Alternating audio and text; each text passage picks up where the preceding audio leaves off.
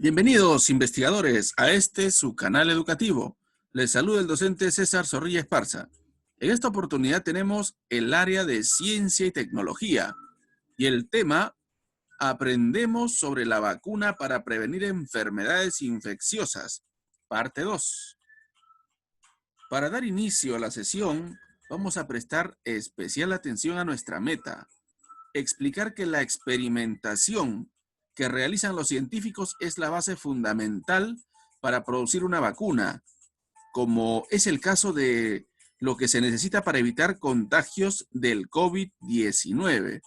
Para poder cumplir con el propósito planteado en esta jornada, te voy a dar dos recomendaciones. La primera es que estés muy atento o atenta, y la segunda es que te quedes hasta el final del video. Escribe una breve nota con tus ideas al respecto y los fundamentos en los que se sustentan. Primera pregunta: ¿sabes qué se necesita para prevenir las enfermedades infecciosas? Como hemos revisado ya en la sesión anterior, sí sabemos que se necesitan vacunas, ¿verdad? Porque es una forma de evitar que se propaguen virus, bacterias y que puedan generar muertes y perjuicio, detrimento a la humanidad. Muy bien. ¿Cómo crearon los científicos las vacunas para prevenirlas? ¿Recuerdas? Al inicio hubo resistencia del cuerpo médico a nivel general y las vacunas fueron realizadas a partir de la necesidad de las enfermedades que se estaban propagando, ¿no? Muy bien, y todo esto ha llevado un camino muy grande hasta la fecha. Y hoy en día también estamos esperando una vacuna que venga a salvarnos, a dejarnos libres de esta pandemia. Sigamos. Pregunta de investigación: ¿cuál es el procedimiento que siguen los científicos para crear las vacunas? Como todo, el método científico es aplicado de manera rigurosa y el procedimiento científico que se sigue para crear vacunas es absolutamente estricto. Y esto demanda de tiempo. Sigamos. Escribe una o dos posibles respuestas para la pregunta de investigación del día. Escribe al lado de cada respuesta una fundamentación de parte tuyo, de lo que piensas, de lo que conoces. Eso constituye tu hipótesis. Sigamos. Las hipótesis que se elaboran a partir de lo que se sabe, es decir, que se plantea una respuesta con ese conocimiento, a partir de lo que ya conoces. En este caso, cuentas con información sobre lo que estudiaste la semana anterior en la sesión pasada. ¿Cómo hicieron Jenner y Pasteur sus vacunas? En el primer caso, Jenner, para crear la vacuna contra la viruela, utilizó el pus de la herida de una mujer enferma de vaccinia, ¿de acuerdo? Que es pues justamente el virus que genera la viruela a las vacas, ¿no? Luego, la vaccinia era una viruela, ¿no?, de las vacas, de este vacuno, cuyo poder de infectar era muy inferior al de la viruela humana. Para crear la vacuna contra la rabia, Pasteur utilizó gérmenes de la enfermedad que infectaban con la rabia a los perros. Para usarlos como vacuna, trabajó en el laboratorio para debilitar al germen que causaba la rabia. Como verás, en ambos casos se ha trabajado directamente con el germen. Por un lado, expuestos, y por otro, viendo la manera de debilitarlas. Eso es muy importante que tengamos en consideración, porque cuando se elaboran vacunas se tienen que cumplir ciertos procedimientos, tienen que cumplirse fases, tienen que cumplirse pasos, y esto demanda tiempo. Muy bien, sigamos. Basado en lo que sabemos, razonaremos con estas preguntas.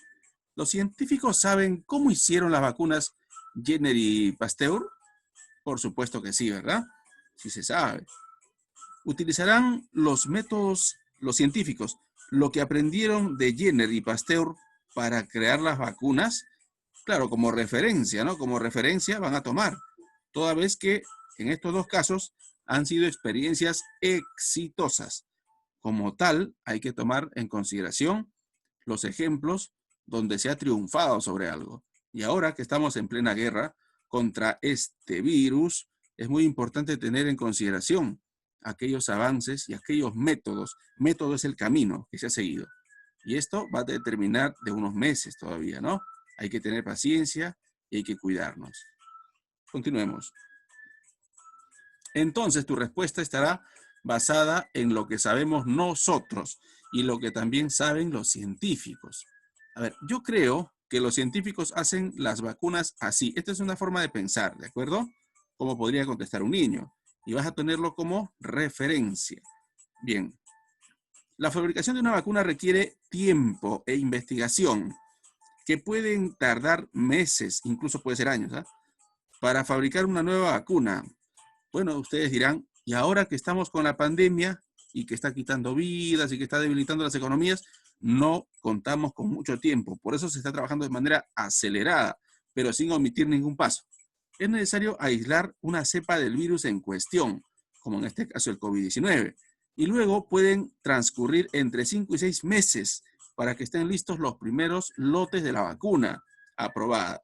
Dice la OMS, la Organización Mundial para la Salud, en su explicación sobre el desarrollo de la vacuna. ¿De acuerdo? Entonces, esto es lo que tenemos que ver y analizar. Es una forma de responder a la pregunta de investigación. Sigamos.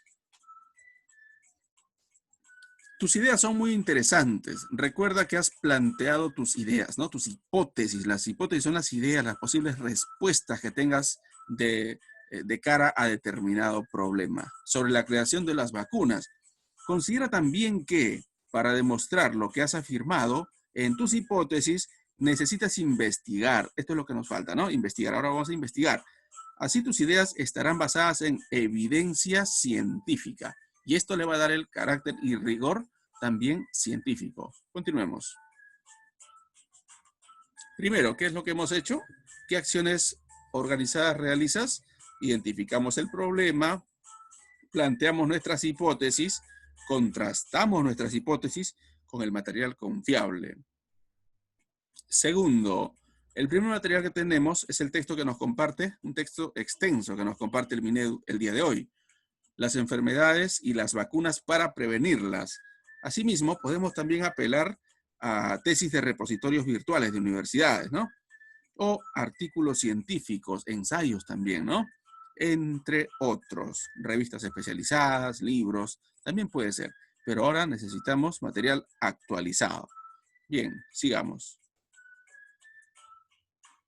Lee el siguiente texto. Como te dije hace un momento, el texto que hoy nos comparte el Ministerio de Educación es bastante extenso, así que vamos a leerlo por partes y vamos a analizar de manera cuidadosa. Sigamos.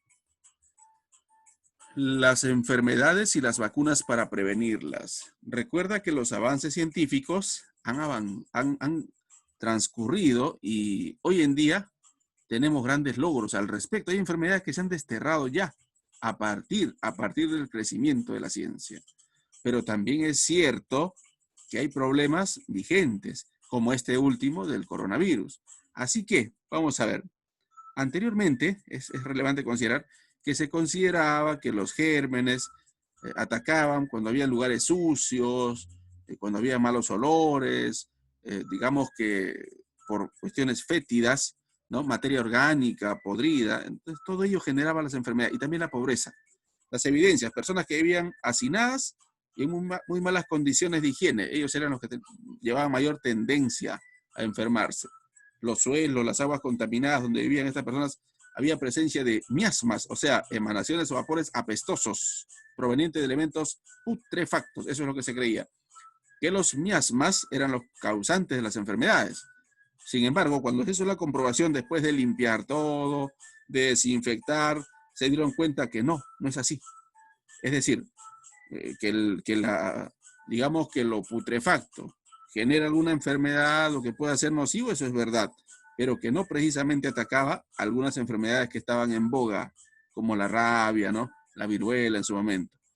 Entonces, quedó como nula esa hipótesis, quedó nula, se desterró, se descartó. Conclusión, las técnicas de solución planteadas eran erróneas porque la causa señalada era falsa.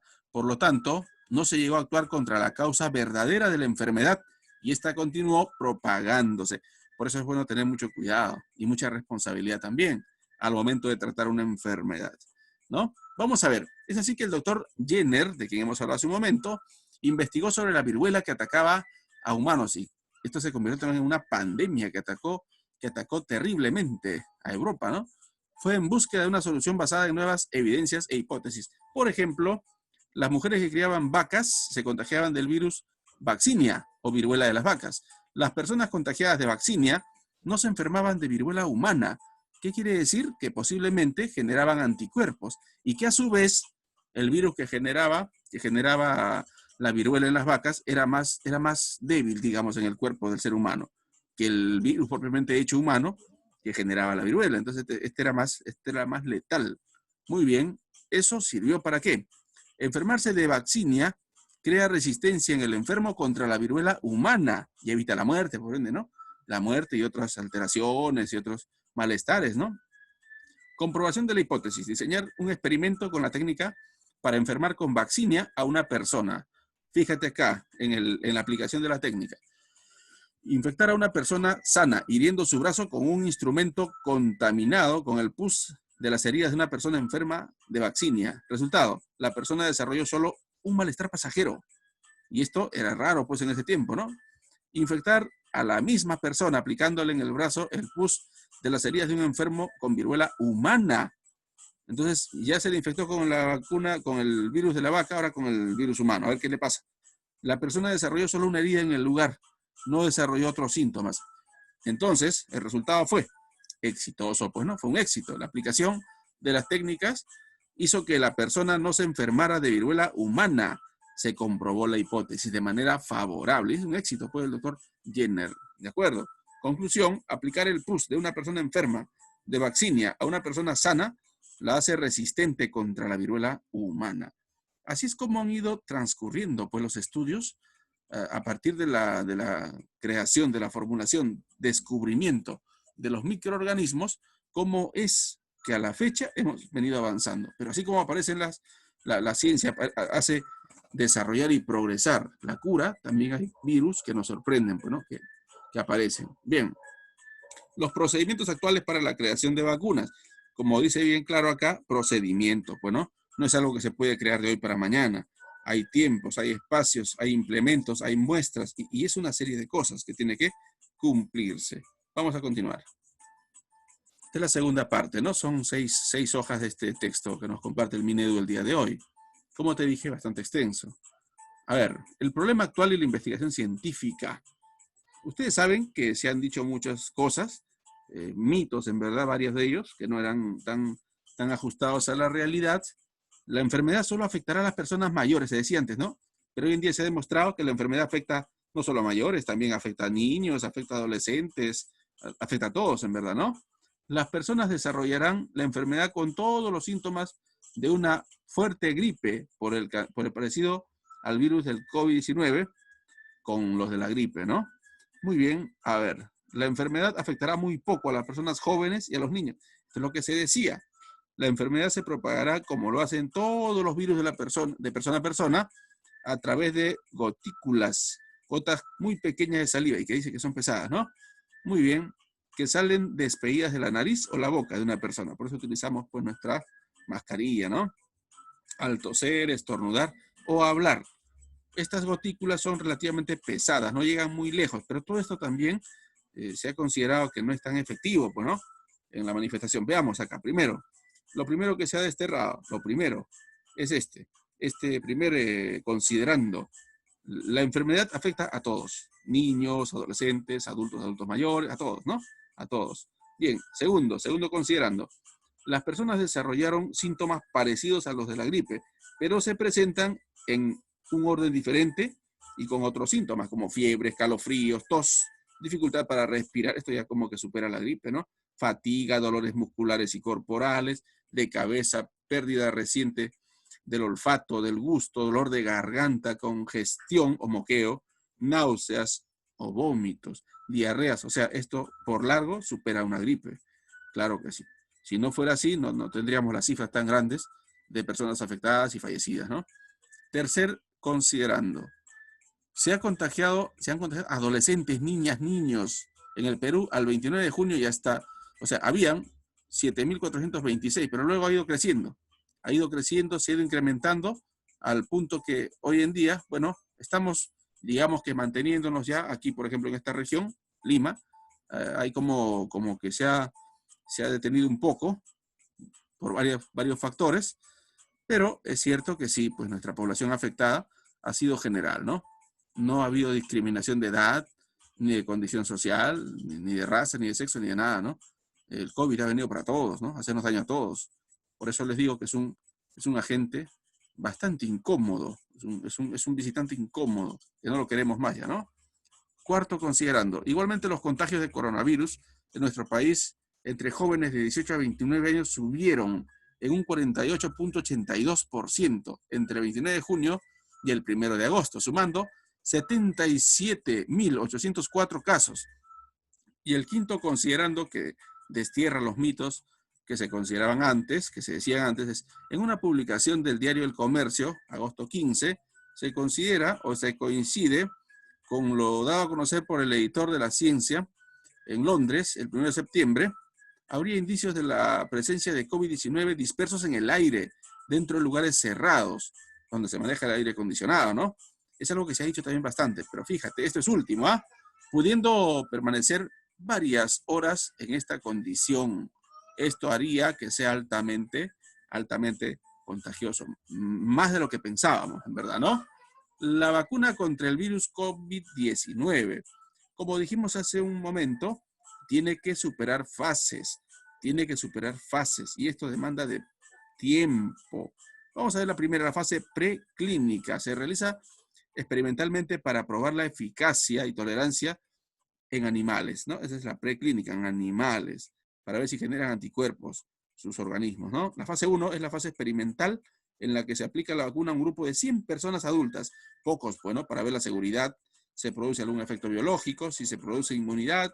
En la fase 2 se prueba la vacuna que resultó mejor en la fase 1 en unas 200 a 500 personas. O sea, estamos creciendo la muestra, o sea, más personas a las que se le va a aplicar la vacuna. En la fase 3 tiene por objetivo evaluar de forma más completa la seguridad y la eficacia de la vacuna. Involucra una mayor cantidad de muestras, o sea, de personas voluntarias, de cientos a miles de humanos. La fase 4 son los estudios que se realizan después de la aprobación de la vacuna en uno o varios países. Estos estudios tienen como objetivo evaluar cómo funcionan estas en el mundo real. Como bien sabemos, en el Perú también tenemos, a partir de las universidades Cayetano, Heredia y también San Marcos, estudios y avances también sobre la vacuna contra el virus del COVID. En el caso nuestro, de peruanos, estamos trabajando en la fase 1 recién, a la fase preclínica Cayetano, mientras que en San Marcos, a ver, están trabajando en laboratorios extranjeros, fase 3, con personas voluntarias, ¿no? Muy bien, de ese modo también damos a entender que en el Perú hay universidades que están implicadas en el mundo del conocimiento, de la investigación y también de lo científico. Y eso es digno de reconocimiento. Sigamos.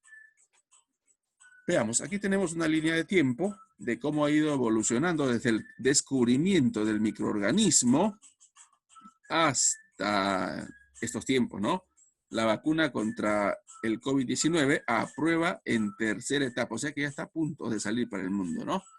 Todo esto es tiempo, se ha venido corriendo a pasos agigantados por la gran necesidad. Esta es una pandemia, ¿no? Como ninguna antes históricamente. Primera vacuna, Edward Jenner, que habíamos referido hace un momento. Luego viene en 1803 la generalización de vacunas contra la viruela, y ya se va desterrando la viruela, ¿no? Primera ley de vacunación en Alemania, primera vacuna en laboratorio aquí Pasteur con la rabia, ¿no? Vacuna contra la rabia, y sigue avanzando el tiempo, pues, ¿no? Sí, los detractores de la vacunación arrojaron la vacuna al mar, o sea, no fue simple tampoco ingresar el tema de las vacunas a la humanidad, ¿no? Porque ha habido resistencia, pues vacuna contra fiebre amarilla, ¿no? Fíjate, aquí tenemos, se hizo crecer virus de poliomielitis en el laboratorio, también, y luego se erradicó la viruela del mundo y se autorizaron vacunas contra papera, sarampión y rubeola. En el año 1994 se erradicó la poliomielitis en América, que antes también es una enfermedad que genera deformaciones en los brazos, en las piernas, ¿no? Ataca el sistema óseo, cartilaginoso. Muy bien. En el 2012, Plan de Acción Mundial de Vacunas para Todos. Y en el 2020, este año, estamos justamente implicados en el tema de la solución pues, a la pandemia, ¿no? Es la vacuna contra COVID-19, a prueba, que está en la tercera etapa. Continuemos. Por aquí tenemos una serie de preguntas que contestar a partir del texto leído. ¿Qué ideas existían previo al trabajo del doctor Jenner y cómo cambiaron después del trabajo de este médico? Consideraban que los vapores de los lugares sucios eran la causa de enfermedad, miasmas, ¿no? Jenner, creando la tecnología necesaria para multiplicar por miles su vacuna. ¿Qué hizo? Trabajó, pues, ¿no? Justamente con el, el, el virus de la viruela que le genera a las vacas y a partir de ello se generó anticuerpos y esto se generalizó y pudo evitar que esta enfermedad siga arrasando, ¿no? Con vidas. ¿Cuáles eran las evidencias en las que se basaba para sostener que los miasmas eran la causa de las enfermedades? ¿Y cuáles son las evidencias en las que se basó el experimento del doctor Jenner? Las personas que vivían hacinadas, o sea, vivían muy juntas y en condiciones pues que no son las más higiénicas, ¿no? Las mujeres que criaban vacas se contagiaban del virus vaccinia o viruela de las vacas. Y esto logró que el virus humano, cuando ingresaba al cuerpo, no les afecte en gran medida, ¿no? Interesante su creatividad también, ¿no? Este científico. ¿Qué diferenciaba las hipótesis existentes antes del trabajo de Jenner versus las que planteó este doctor en sus investigaciones? Veamos. Los miasmas son la causa de la enfermedad, toda esa putrefacción, ¿no? Enfermarse de vaccinia crea resistencia en el enfermo contra la viruela humana. Y eso es justamente lo que se confirmó como un éxito. ¿Cuál fue el experimento exitoso que realizó? ¿Qué fue demostrado? Infectar a una persona sana hiriendo su brazo con un instrumento contaminado con el pus de las heridas de una persona enferma de vaccinia. Es decir, ingresarle virus humano después de haberle ingresado el animal, el virus de la vaca, ¿no? Habiendo generado anticuerpos y la persona no se enfermaba. Es decir, las heridas eran superficiales y no había una sintomatología tan grave como con el caso de la contracción directa del virus humano, ¿no? ¿Qué evidencias han derrumbado la siguiente hipótesis sobre el COVID-19? La enfermedad afectará muy poco a personas jóvenes y a los niños, porque esto se decía al inicio, ¿no? Se han contagiado adolescentes, niñas, niños. En el Perú, al 29 de junio, habían 7.426 niños de 0 a 11 años. Supuestamente no iba a afectarles a los niños, ¿no? Pero hemos visto que sí, 4.837 adolescentes de 12 a 17 años. Es decir, esta muestra completamente ha desterrado pues, la creencia, el mito inicial. ¿Por qué será que en nuestra época es mayor la posibilidad de crear vacunas en menos tiempo que en la época de Jenner o de Pasteur? Lógicamente, pues, ¿no? Hay presencia de laboratorios, antes no habían, pues, ¿no? Como ahora. Muy bien, y el apoyo económico, todo lo demás. Dada la urgencia generada por la pandemia, se están haciendo pruebas en forma acelerada, aunque sin omitir ninguna de las fases señaladas. Hemos visto las fases, ¿verdad? Desde la preclínica hasta la 4, ¿no? ¿Qué situación se observó entre el 29 de junio y el 1 de agosto que ha alarmado a los médicos en nuestro país? Los jóvenes contagiados de 18 a 29 años subieron en un 48.82%, o sea, casi 50% entre esas fechas, ¿verdad? Eso quiere decir que esto sí, pues es digno de alarmar, ¿no? Muy bien. ¿Cuál crees que sea la solución a ese problema si todavía no hay vacuna para el COVID-19? ¿Cuál crees que sería la solución? Se han contagiado adolescentes, niñas y niños en el Perú al 29 de junio. Ahora, la solución, si tenemos toda esta cifra de contagiados, podríamos contestar directamente y simple, ¿sí no? Que la solución sería, en principio, seguir con nuestra higiene, seguir con nuestros cuidados, ¿no? Tomar responsabilidades, seguir manteniendo distancias, ser responsables en cuanto a la asistencia, a la concurrencia de reuniones sociales, espacios cerrados, ¿no? Y tomar todas las medidas, ¿no? Las medidas del caso. Esa sería la forma que tendríamos que optar mientras no ingresa la vacuna. Sigamos. Escribe, copia y completa el siguiente cuadro, este cuadro comparativo entre la viruela y el COVID-19. Escribe o marca con un check donde corresponde, una buenita. Veamos, tipo de germen que causa la viruela. Encontramos la variola virus, ¿no? Y el COVID-19 es RAS-CoV-2. ¿Cómo se contagia la viruela? De una persona a otra por las gotas de saliva. Parecido, ¿no? Al COVID, que también es por contacto directo, una persona que esté infectada por el virus. Que pues, tiene una forma similar. Ya sabes, hablando, estornudando, tosiendo, ¿no? Síntomas, veamos, dolor de espalda, en caso de la viruela, delirio, diarrea, sangrado excesivo, fatiga, fiebre alta y malestar. Mientras que en el caso del COVID, dificultad para respirar, dolor persistente en el pecho, confusión, o sea, el sistema nervioso se afecta, ¿no? Incapacidad de despertarse o de dormir también, entre otras causas, ¿no? Entre otros síntomas. Ardor de garganta, ¿no? Dolores de cabeza, entre otros. Extensión de la propagación, veamos. Pandemia, la viruela fue pandemia. Y el caso del COVID también es pandemia, ¿no? Pandemia. Riesgo de mortalidad. Hoy en día poco, en el caso de la viruela, casi nulo, ¿no? Pues es cerrado incluso. Y en el caso del COVID es mucho todavía, ¿no? Es mucho. A ver, ¿hay vacuna para la viruela? Sí. ¿Hay vacuna para el COVID? Hay, pero se está recién estudiando, no está al 100%. No hemos llegado a la fase 4. Mientras tanto, podemos decir que no. Hay una en proceso, pero que esté circulando, no. Todavía. ¿A quiénes afecta? En el caso de la viruela, a todos, y en el caso del COVID, también a todos, aunque inicialmente se decía otra cosa, se ha demostrado luego con pruebas, con evidencias, que a todos nos afecta. Muy bien, continuemos. En este lugar tenemos nuevamente nuestra ficha bibliográfica, ¿no? A ver, nombres, vamos a colocar también, vamos a marcar con una buenita donde corresponda y completar, ¿no? Nombre del autor, ya habíamos visto la semana pasada, desde la misma organización está también este material de Healthy Children Organization. En este caso, vamos a revisar. Veamos, archivo multimedia, ¿no? Las enfermedades y las vacunas, así se llama.